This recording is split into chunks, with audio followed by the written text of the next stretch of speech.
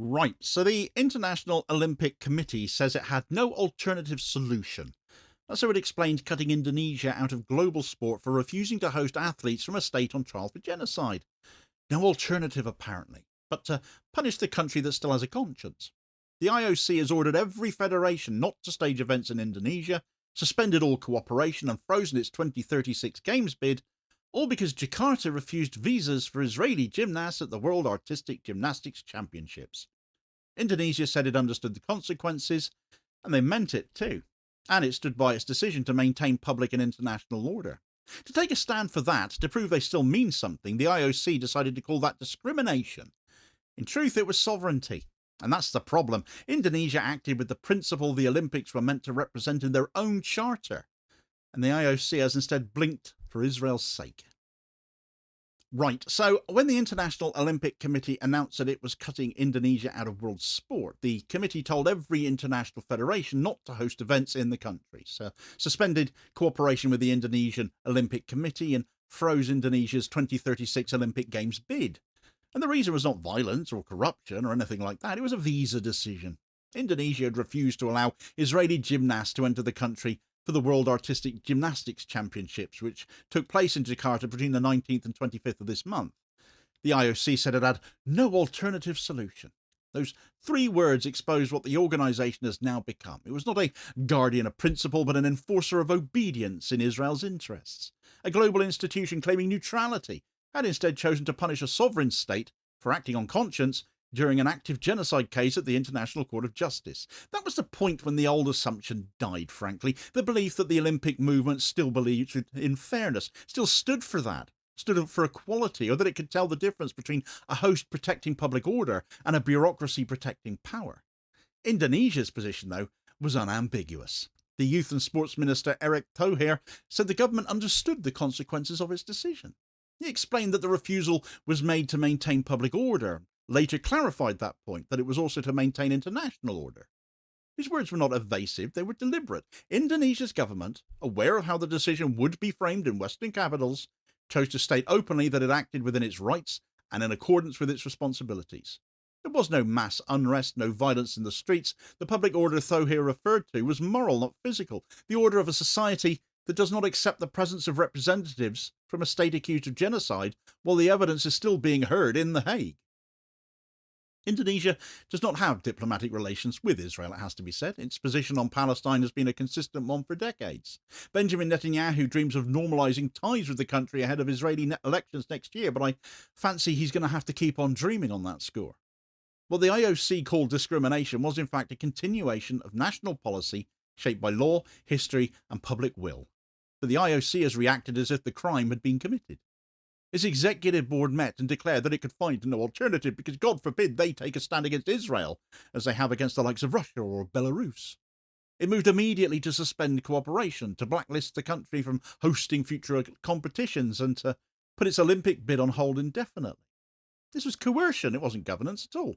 The IOC cannot compel a state to issue visas. Nobody can, functionally. This is what the Court of Arbitration for Sport found when Israel went wailing to the authorities there over Indonesia's visa refusals over that gymnastics competition. No sporting body has authority over national immigration law. Its leverage lies entirely in withholding prestige, fundamentally, the right to host, the right to qualify, to be seen as part of the Olympic circuit, to be part of that elite, that clique. In that sense, the sanctions against Indonesia were not an enforcement of universality, they were punishment for sovereignty. The IOC used the tools it controls to demonstrate that moral independence carries a price when it comes to Israel. The phrase, no alternative solution, revealed the institution's mindset completely. It was technically correct that the IOC had no authority to intervene in a gymnastics championship organised by an independent federation. What it did have was discretion over its own response, and that's where it made a conscious choice. It could have limited its reaction to a statement of concern or opened a discussion about how Olympic principles should apply when a host cites public order and sovereignty. Instead, it escalated to a blanket suspension of cooperation and a freeze on Indonesia's 2036 Olympics bid. The claim of having no alternative was not a statement in fact at all. It was a statement of will, a declaration that punishment, not dialogue, was going to be the point. Instead, it chose the path of public condemnation and total suspension. The claim of having no alternative was not an admission of helplessness, it was an admission of intent. The IOC wanted to make an example of Indonesia over this, to warn every other global South state that defiance where Israel was concerned would be met with isolation by them. It's not even the first time the committee has claimed neutrality while enforcing politics, though, and this, of course, exposes their hypocrisy. In 2022, it very much sanctioned Russia and Belarus for the invasion of Ukraine, restricting athletes and suspending the Russian Olympic Committee. Decades before that, it expelled apartheid South Africa for its racially segregated teams. In both cases, it justified its actions as moral necessity. When faced with Indonesia's refusal to host athletes from a state accused of the same structural discrimination that defines South Africa, it reversed course. The difference was not in principle, but in alignment. The apartheid regime of South Africa and Russia, they were safe targets. Sanctioning them carried no risk to the IOC's relationships with Western governments or their corporate sponsors. Indonesia, by contrast, sits in the global south, outside of those networks of power. The same act that had once been praised as moral courage became, in this case, a punishable offence. There's no evidence that the IOC was bribed or directly pressured here. Its funding comes mainly from broadcast rights and sponsorships, not government donations or shady, potentially Israeli-linked donors. That absence makes its behaviour all the more revealing, though, I think. It did not need to be coerced into this position. It arrived there all on its own. So the committee's reflexes are shaped by the political culture of the states that dominate its structures and markets. When those states view Israel as an indispensable ally, no matter what obscenities and atrocities it commits, the IOC treats Israeli access as an unquestionable right nonetheless. When those states denounce another government, the IOC calls that moral clarity. The pattern is not corruption, it is cultural alignment with power. It's what happens when the rhetoric of fairness is filtered through Western priorities. So here's a statement about maintaining international order matters too, because it reclaims the phrase from the institutions that have used it as cover for domination. In Western usage, rules-based order often means compliance with Western interests. Indonesia turned that logic back on its source. By linking its visa decision to international order, it asserted that upholding the law against genocide and occupation is part of genuine order. So it refused to accept that the duty to obey the IOC outweighed the duty to act in accordance with international law. The choice of wording was a signal to other states that neutrality cannot mean silence in the face of mass atrocity. The IOC's insistence that its own rules take precedence over state sovereignty, though, exposes the limits of its authority. It cannot enforce its decisions beyond the boundaries of its prestige economy. It can recommend, it can threaten, but it can't compel. What it can do, and what it has done, is create an environment in which obedience is the price of participation. The sanction against Indonesia operates as a warning to any other state that might refuse Israeli participation in their territories. The message is that political morality will be punished as discrimination, and that compliance is the only satisfactory form of acceptance. This is how institutions of power maintain control without direct enforcement, by converting access into leverage. The contradiction with past Olympic actions could not be clearer, though. The committee that once expelled South Africa for apartheid now protects Israel, a state repeatedly accused of practicing it. The body that condemned aggression in Ukraine now sanctions a state that refused complicity in aggression elsewhere. The IOC's own charter speaks of human dignity and peace and non-discrimination. In practice, these terms have just become slogans devoid of all meaning. They're invoked selectively to justify punishment or leniency as required by a given circumstance. The committee acts politically while claiming to stand above politics. The only consistency lies in who benefits from the inconsistency.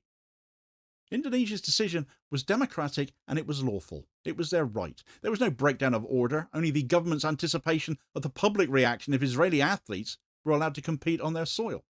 The Indonesian public's solidarity with Palestine is not rhetorical. It's expressed through political parties and civil society, and religious councils are all opposed to the presence of Israeli teams. The visa refusal reflected that consensus. The government's acceptance of the IOC sanction was an act of integrity. They chose to bear the consequences rather than betray the will of its people. How often can you see that in a Western government? The IOC, in contrast, acted without accountability to any public.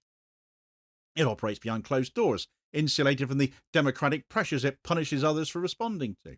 They could do with being told to climb down from their lofty pedestals, I reckon. The Israeli Olympic Committee welcomed the IOC's measures, though, because of course they did. Western coverage of the decision framed it as necessary to preserve non-discrimination. None of these reports mentioned the scale of Israel's own discrimination against Palestinian athletes, so did they? Over the past 2 decades, numerous Palestinian footballers have been detained or killed, and sports infrastructure in Gaza has been repeatedly destroyed by Israeli airstrikes. The Palestinian Olympic Committee has documented these violations. The IOC has not acted on them at all. The same body that claims hosts must allow unrestricted participation has tolerated a state that prevents athletes under occupation from leaving their own territory. And that's not oversight either, that's literally policy. The IOC's declaration that there was no alternative was a lie. It chose the path of confrontation to preserve the image of control. It acted not to defend athletes' rights, but to demonstrate power. Its decision was about discipline, enforcing the expectation that Global South nations remain venues, but also silent, not actors. When a Western state takes a political stance, though, that they call leadership. When a Southern state does the same, it's called politicization.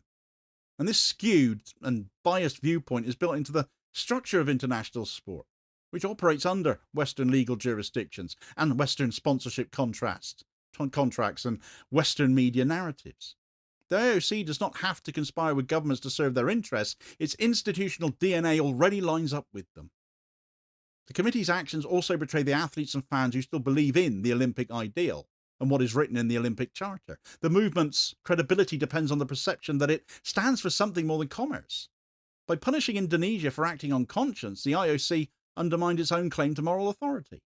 It told the world that the right to host or compete is conditional on silence over Israel. It's turned its own charter into a tool of coercion. The gap between what the IOC says it is and what it does has never been wider. The reason the committee behaves this way is fear. Fear of precedent, fear of sponsors withdrawing, fear of the Global South asserting autonomy over moral questions the West believes it alone has the right to define. Therefore, the IOC's power is completely symbolic. It survives on the belief that the Olympic brand embodies acceptance. If states begin to act independently of that belief, then the brand loses its value, doesn't it? Indonesia's refusal, therefore, had to be punished not because it harmed athletes, but because it threatened the illusion that the IOC's rules are uncontested. The institution reacted not as a moral body, but as a corporation protecting its product. Indonesia's defiance shows that sovereignty still exists in places not captured by Western consensus, but it also exposes how fragile the Olympic hierarchy is when confronted by principle. The IOC can bar hosts and freeze bids, but it cannot enforce legitimacy. It can stage the games, but it cannot restore faith in its neutrality. Each selective punishment widens the recognition that the Olympic ideal has been hollowed out, and what remains is a system of privilege dressed up as fairness. The pattern of responses to the IOC's decision confirms this divide. Israeli media hailed it as justice. Western institutions stayed largely silent on it.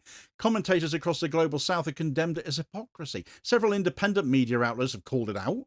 The Euromed Human Rights Monitor, for example, went further than that. They're calling for Israel to be barred from international sport for its conduct in Gaza, which frankly should be the obvious and fair result, right?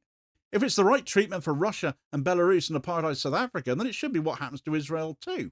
Shouldn't even be a question, but of course, when it's Israel, it always becomes one. These are not fringe positions. They reflect the majority view of ordinary people both in the West and the Global South.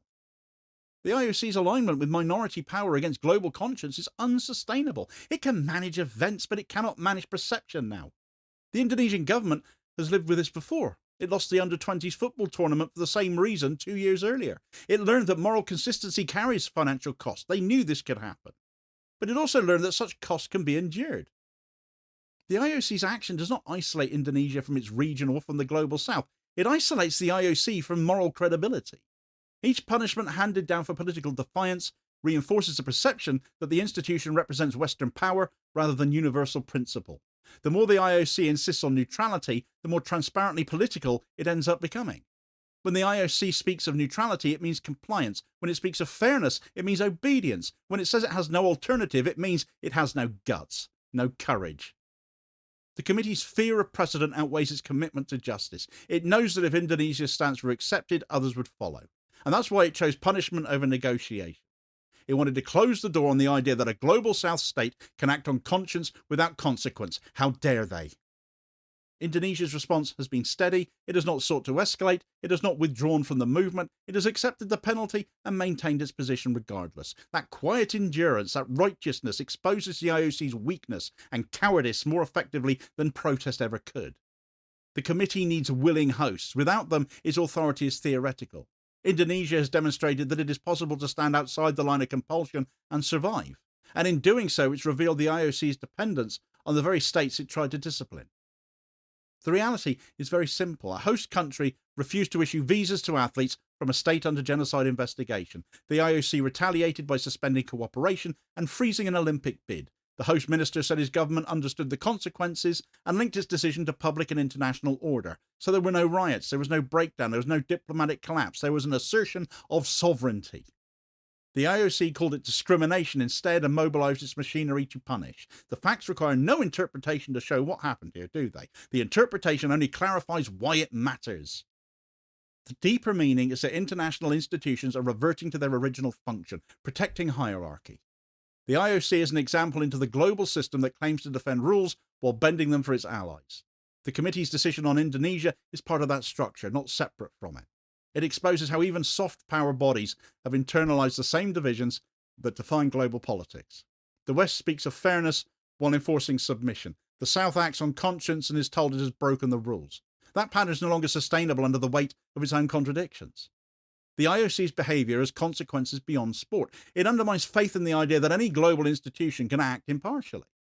It teaches the public that moral language is just another form of control. It confirms that neutrality is a mask of power. The IOC still controls the games, but it no longer commands itself or its own beliefs. Its sanctions cannot erase the memory of who it punished here and why they did it. Each future bid will carry the shadow of this decision now. Every host will know that obedience is a condition of privilege. Every athlete will know that those Olympic rings stand for access now, not equality. Indonesia's position will outlast the headlines, I hope. It has shown that sovereignty can still be exercised even when the price is isolation from Western institutions. The IOC's decision will be remembered as an act of moral cowardice disguised as administrative order. The committee had alternatives. It chose coercion. It could have upheld its own charter by balancing principle and reality. It chose to bin it and serve power instead. For more on Indonesia's decision to ban Israeli gymnasts and the Zionist tears it triggered then, do check out this video recommendation here as your suggested next watch. Please do also hit like, share and subscribe if you haven't done so already, so as to ensure you don't miss out on all new daily content, as well as spreading the word and helping to support the channel at the same time, which is very much appreciated. Holding power to account for ordinary working class people, and I will hopefully catch you on the next vid. Cheers, folks.